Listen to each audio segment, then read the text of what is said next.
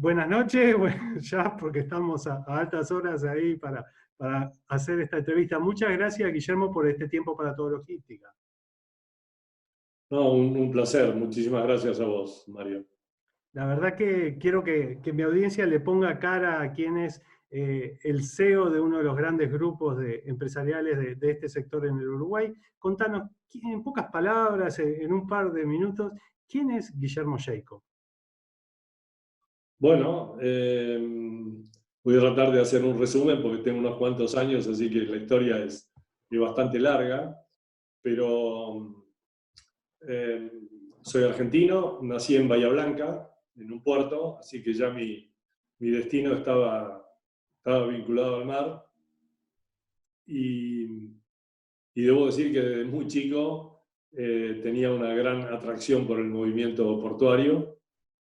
Y es más, a los 4 o 5 años, mi paseo preferido era pedirle a mi abuelo que me llevara al puerto. Me llevaba en un tranvía en Bahía Blanca. Así que así empieza mi vida y mi relación fuerte con el mar y con la navegación.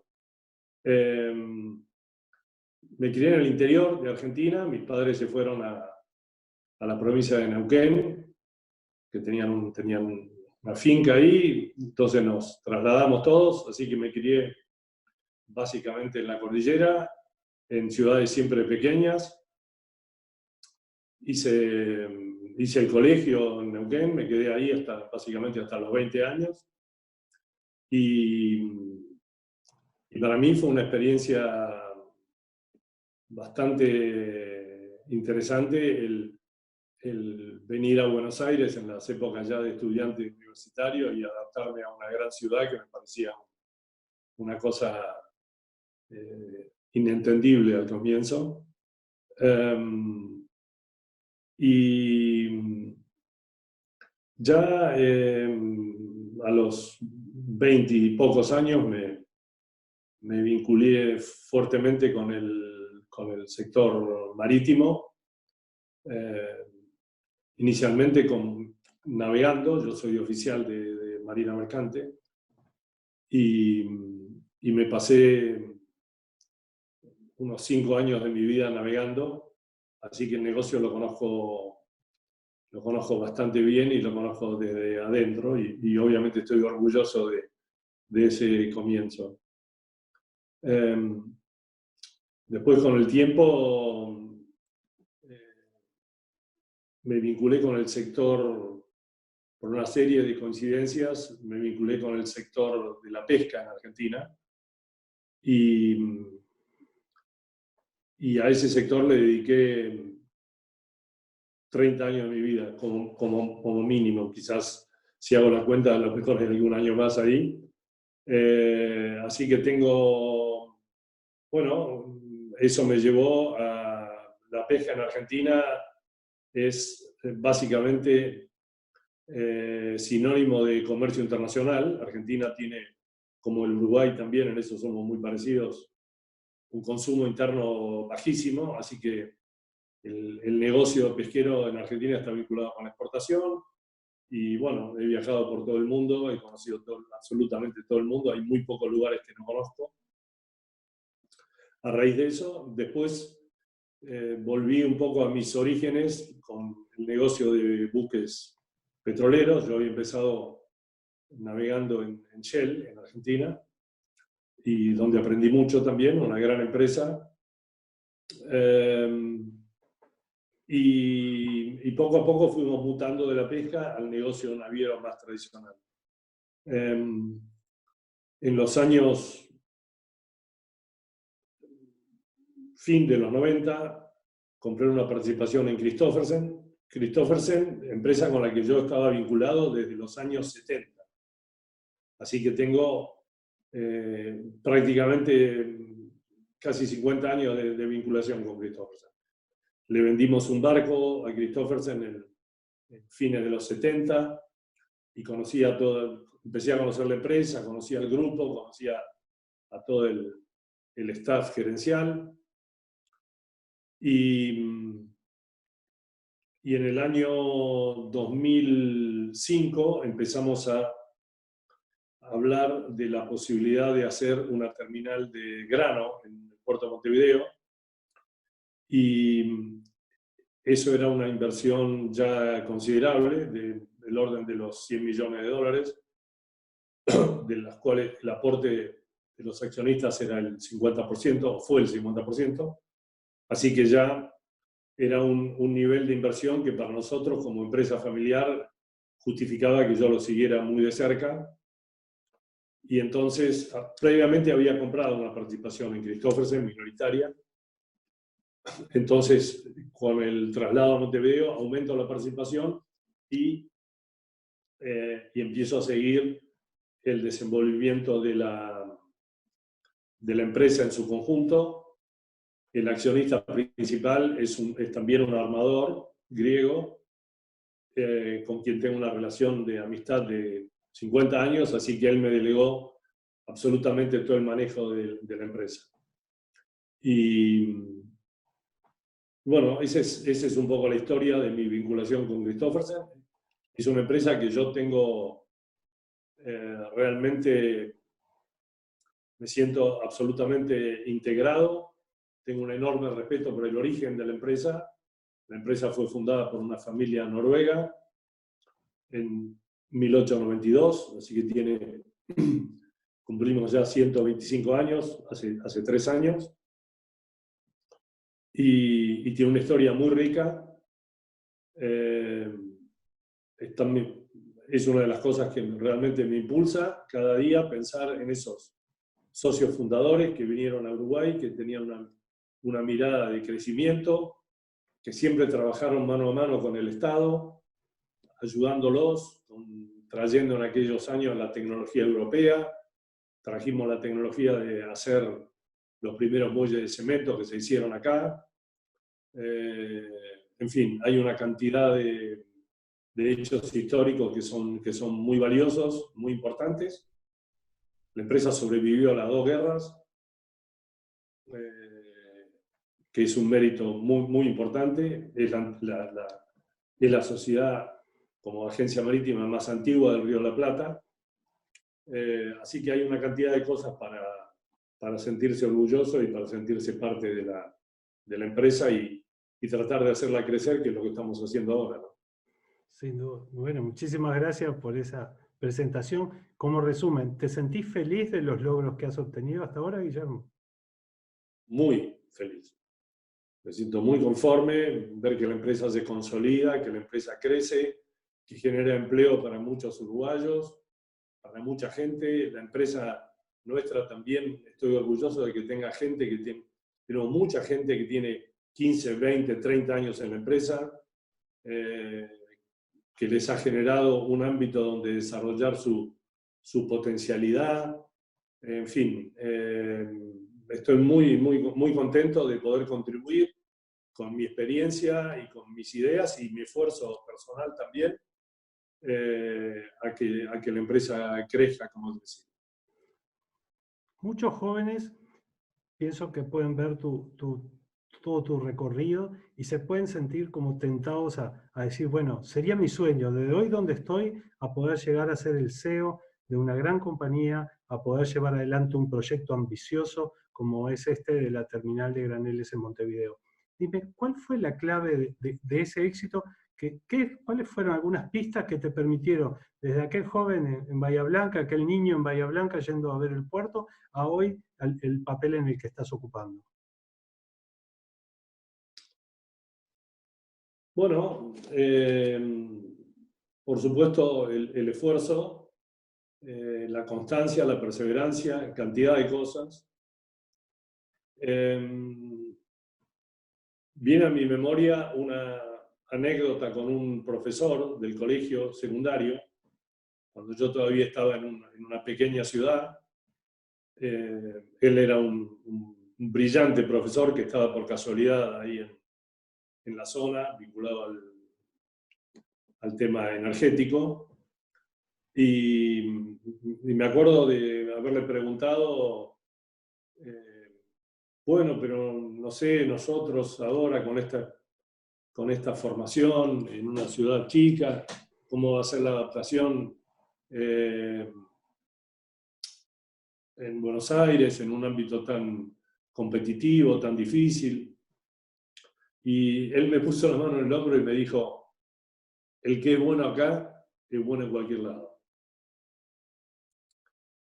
Entonces, yo tendría cientos de mensajes, podría hablar horas de esto. Creo que cualquiera que sienta que tiene la capacidad de ir para adelante, que le interesa el mundo de la empresa, que le interesa este ámbito, el ámbito de los negocios, de hacer cosas,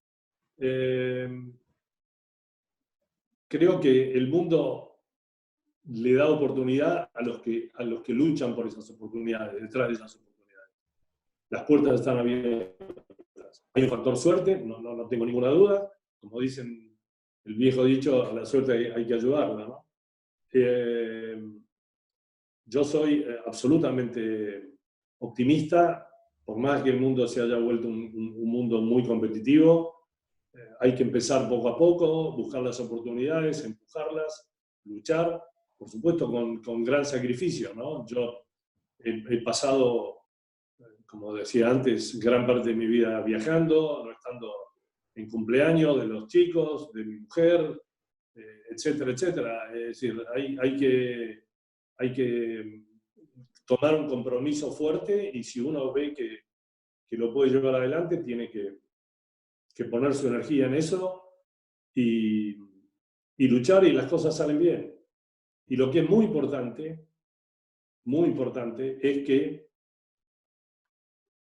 lo iba a mencionar antes cuando hablamos de la situación de Christoffersen, es que ese camino se haga sobre bases éticas. No, uno creo que de entrada, y sobre todo los jóvenes, tienen que aprender a que hay límites que no se tienen que pasar. El límite del respeto de los competidores, justamente del no vale todo, hay cosas que se pueden hacer, cosas que no se pueden hacer. Eso es fundamental y es lo que uno cuando llega a mi edad puede valorar y decir, hice esto, quizás podría haber hecho muchísimo más si hubiera saltado esas barreras que me inculcaron en mi familia, mis abuelos, mis padres, mis profesores, por supuesto, que tuvieron un rol importantísimo en mi vida. Y creo, no sé de qué manera poder expresar un discurso más optimista. Creo que los que se sientan capacitados, que sientan esa voluntad, ese interés, esa afinidad con el mundo de los negocios, tienen que empezar fuertemente, sin soñar con que no voy a empezar, voy a ver si Christoffersen me contrata como gerente. No, yo quiero, hay que empezar por abajo. Si trabajo en una estación de servicio, quiero ser el mejor vendedor de nafta de todo el Uruguay. Cuando sea eso, seguramente alguno me va a promover a gerente, y mañana me voy a comprar estación de servicio, y pasado mañana. Y con los años las cosas se van así. No conozco a nadie que se haya esforzado, conozco muy pocos realmente que hayan puesto empeño y esfuerzo en esto y la vida o la suerte no los haya ayudado. Cuando uno conquista una posición importante, con tanto esfuerzo, con tanto sacrificio, como tú comentaste, obviamente que a su generación, a su siguiente generación, a sus hijos, les está dando un ejemplo sin palabras, un ejemplo de vida. Pero muchas veces muchos hijos no toman ese ejemplo. Hoy tenemos en el directorio que te ofrecen a uno de tus hijos, sé que en otra empresa en Argentina tienes otro. Contanos un poquito cómo es esto de pasarle la posta a esta nueva generación, qué diferencias ves o algún comentario que quieras hacernos al respecto. No, bueno, eso es un ejercicio bastante complejo, porque nuestros hijos no son como nosotros. Cada uno es una persona, es un individuo con sus afinidades, con su carácter, con sus virtudes y sus defectos, ¿no es cierto? Entonces, el ejercicio para mí más complejo es entender dónde se puede desempeñar mejor cada uno de ellos, en qué tipo. Hay gente que no tiene, por ejemplo, una aptitud comercial. Entonces, empujarlo para darle un cargo en un área comercial es contraproducente, es frustrante para los dos, para mí como padre, para él como hijo. Y entonces, esto es un delicado equilibrio. No sé, uno lo va viendo ya desde el colegio. ¿Qué cosas le interesan? ¿Qué cosas no le interesan? Entonces, hay que acompañarlos. Como padres los tenemos que acompañar. La manera y nuestra responsabilidad es tratar de que sean felices, no endilgarles una tarea para la que ellos no están preparados o que no les gusta, no se sienten cómodos en eso. Entonces, es un ejercicio muy, muy interesante, no siempre exitoso, porque obviamente nos equivocamos. Cuando es exitoso nos alegramos muchísimo, y cuando no es tan exitoso, bueno, buscamos la vuelta para que las cosas se acomoden. No son nuestros hijos, pero a veces son casi como nuestra pareja, nuestros socios. Te quería preguntar ahora, ¿el grupo te ha llevado a asociarte para algunos grandes proyectos? Estoy pensando en Terminal Ontour, por ejemplo, asociarte con otras empresas que son en otras áreas también colegas, competidores. ¿Cómo se maneja eso, esa relación compleja, supongo? Pero en breves minutos, ¿cómo comentarías de cómo manejas esa relación? Bueno, creo que yo soy naturalmente, tengo diría una vocación asociativa, así que en cualquier área donde haya posibilidad de cooperar con otro, yo estoy listo para cooperar. Prefiero cooperar y no buscar alternativas por ahí competitivas.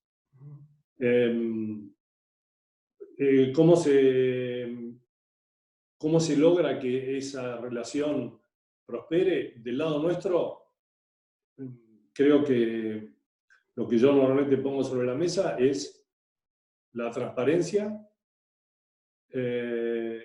y el hablar claro. El ver, digamos, qué es lo que yo le puedo aportar al otro y qué es lo que el otro me puede aportar a mí. Y creo, me considero un buen socio, defiendo los intereses de los socios y del mismo modo espero que ellos defiendan los míos de la mejor manera posible. Te pregunto con respecto a tus socios brasileros. El otro día conversaba con Pablo Domínguez, gerente de One Uruguay, y le hacía la misma pregunta, ¿cómo era trabajar con una cultura japonesa? Te pregunto con Hidrovías do Brasil, ¿cómo es la relación con los brasileros? Tengo muy, muy larga relación con los japoneses también, así que hubiera sido interesante hablar de asociaciones con japoneses, que es muy diferente de asociaciones con brasileños, por supuesto, porque la cultura es muy diferente. Yo me siento muy cómodo. Trabajamos en la terminal de graneles, en el TGM, o Brinel, como se le quiera llamar. Tenemos un socio brasileño que es un fondo de inversión muy importante y tenemos muy buena relación personal con ellos. Estamos muy, muy satisfechos. Como decía antes, yo hago todo lo posible para que la sociedad vaya lo mejor, que se desarrolle de la mejor manera, y pongo todo mi esfuerzo sin mirar mucho si me corresponde o si estoy dentro del 51% de responsabilidades que tengo accionariamente o no. Tiro para adelante, empujo, colaboro, coopero. Estamos muy, muy conformes. Yo debo decir que he tenido malas experiencias en Brasil, muy amargas, cuando era joven y realmente enfrentar problemas de algún modo desagradables por sorpresas de temas que no estaban claros, me afectaron mucho. Pero en este caso debo decir que la gente es es realmente sumamente correcta y tenemos una gran relación y estamos, creo que de ambos lados estaríamos felices de ampliarla a lo mejor a otros terrenos. No te quiero preguntar sobre la pandemia y cómo están viviendo ahora, que estoy seguro que han hecho lo mejor para ir sobrellevando la situación. Sí quiero mirar un poquito hacia adelante. Nadie sabe cómo va a acontecer el corto plazo y todo, pero las empresas más pequeñas tienen menos información que las que puedes tú manejar. Y por más, en el marco de la incertidumbre, sin duda que para muchos puede ser muy interesante que nos comentes cómo estás viendo el corto y el mediano plazo en esta industria, en el sector marítimo, naviero. ¿Cómo lo estás viendo? En lo que puede ser cómo se viene junio, cómo se viene julio, cómo se vendrá agosto. ¿Qué pronósticos se están haciendo? Por más que ya digo, esto es como hacer la bola mágica, supongo, ¿no? Es totalmente, totalmente. Yo en el corto plazo para mí es imposible hacer una estimación porque hay muchísima información de que puede haber un segundo brote en el mes de junio y quizás un tercero después. ¿Cómo va a afectar eso a todos los sectores? Es realmente casi imposible de imaginar. Nosotros, en los sectores de logística, estamos relativamente bien, pero bueno, con las preocupaciones que te acabo de mencionar. En el largo plazo, parece bastante obvio que hay algunas actividades que van a estar afectadas por muchos años, como es el caso de la industria petrolera, que impacta en el transporte de productos, impacta en una cantidad de cosas. Y quizás la propia industria automotriz, con toda la reconversión que se está viendo. Hoy es un desafío enorme para cualquier empresario que tenga responsabilidades como las tengo yo. Imaginarme es un ejercicio de cada minuto estar pensando qué puede pasar acá, qué puede pasar allá, intentar de un poco imaginarnos cómo van a decantar determinados sectores, qué es lo que va a pasar. Es un cambio radical en el mundo, que todavía yo creo no tenemos una dimensión clara de qué es de cómo va a quedar esto después de este verdadero terremoto, qué es lo que va a quedar en pie, qué es lo que se va hacemos todo lo posible, por supuesto, para prevenir y para mantener la fuente de trabajo, eso está clarísimo, ¿no? Pero obviamente todo esto va a traer una gran modificación. Creo que va a haber seguramente migración de gente de las grandes ciudades hacia el interior. Nosotros estamos muy satisfechos con estas conexiones por Zoom o por cualquier otro de los 10 sistemas que hay parecidos para comunicaciones. Mantenemos las comunicaciones muy bien con la gente, no necesariamente en la oficina, qué va a pasar con las oficinas, con el negocio inmobiliario en sí mismo. La gente va a querer, si hay un nuevo brote, va a querer vivir en las ciudades o se va a querer ir moviendo hacia afuera. Hay una cantidad de cosas apasionantes, yo diría, que requieren una mirada muy amplia, sin preconceptos. Hasta ahora el mundo fue uno, a partir de ahora puede ser otro. Te agradezco todos estos interrogantes que nos están dando, te seguí con mucha atención. Estoy descubriendo que la pandemia esta nos está dejando, por ejemplo, a nivel de esta actividad logística con los distintos gobiernos, como que aceleró el tema de la digitalización, de la necesidad de los gobiernos. He hablado con la Autoridad Portuaria de Perú, con la Autoridad Portuaria de Valparaíso, me decían cómo esto está acelerando la necesidad de las aduanas, de todos, de digitalizar. Ese hasta ahora es como un elemento que vengo descubriendo como algo positivo de esta gran terremoto, para usar el adjetivo que tú usaste. ¿Rescatas algo más positivo? Bueno, en esta línea del mayor uso de la tecnología, de la conexión casi instantánea, se están produciendo una cantidad de avances que son muy, muy interesantes, ¿no? Por eso creo que el funcionamiento de las empresas después de esto no necesariamente se va a volver a la misma cosa. Yo no me imagino que nosotros en 20 días se abra la oficina y todo el mundo siga trabajando como estaba previo. Parece que va a haber cambios, no solamente en lo nuestro, sino en muchas otras actividades. Para entender el día a día, fuiste timoneando esta crisis, ¿en qué consiste el día a día hoy por hoy de un CEO en plena pandemia?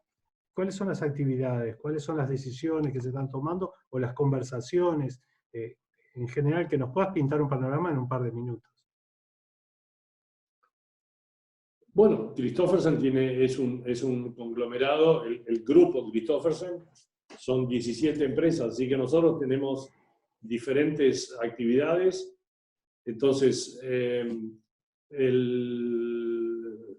realidad, en la práctica, uno tiene que hacer una programación de hablar con las 17 cabezas de esas empresas que a su vez están reunidas bajo 3 o 4 grandes gerencias, y mantener el contacto permanente con ellos, viendo cómo está impactando la cosa. Por supuesto, en este caso también ha tomado un rol importante todos los temas de los protocolos de protección para la gente. Nosotros tenemos gente que tiene que trabajar en la oficina, que tiene que ir a bordo de buques. Entonces, ¿cómo los protegemos? ¿Cómo evitamos que se contagien? Y al mismo tiempo seguir la marcha de los negocios, ¿no? Cómo enfrentamos las dificultades de, por ejemplo, no poder traer gente del exterior para hacer una inspección en un barco, que nos demoran, es decir, y readaptar todo, reinventar cosas.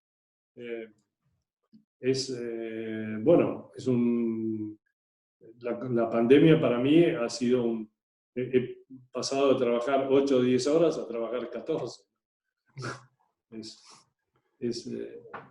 Hay que seguir todo y tratar de hacerlo de la mejor manera posible. Bueno, sin duda se cambió dirigir dirigir o capitanear un barco a 17 empresas. ¿Se extraña por momentos estar arriba de un barco y liberarse un poco de tantos meetings? Muchas veces en mi vida me cuestioné, pero era en otras épocas. Ahora ya... No, igual sigo tratando de hablar con la gente que está a bordo, con los capitanes, manteniendo algún tipo de contacto. Algunos tienen muchísimos años con nosotros. Siempre me divierte un poco saber y seguir de cerca qué está pasando con ellos, qué problemas tienen, que estén bien atendidos, que sus familias estén cuidadas. No, hay para entretenerse, La verdad sin duda. que, Guillermo, ha sido súper amable por concedernos este tiempo. Fue un gusto conocer un poco más de tu vida y te deseo mucho éxito en las próximas semanas. Bueno, gracias a vos. Espero que algunas de las cosas que le dijimos ayuden a los botijas, como dicen ustedes, que se están lanzando al mundo de la empresa, que se lancen sin miedo y si alguno podemos ayudar, estamos abiertos. Muy bien, muchísimas gracias. Buenas noches. Chao. Buenas noches.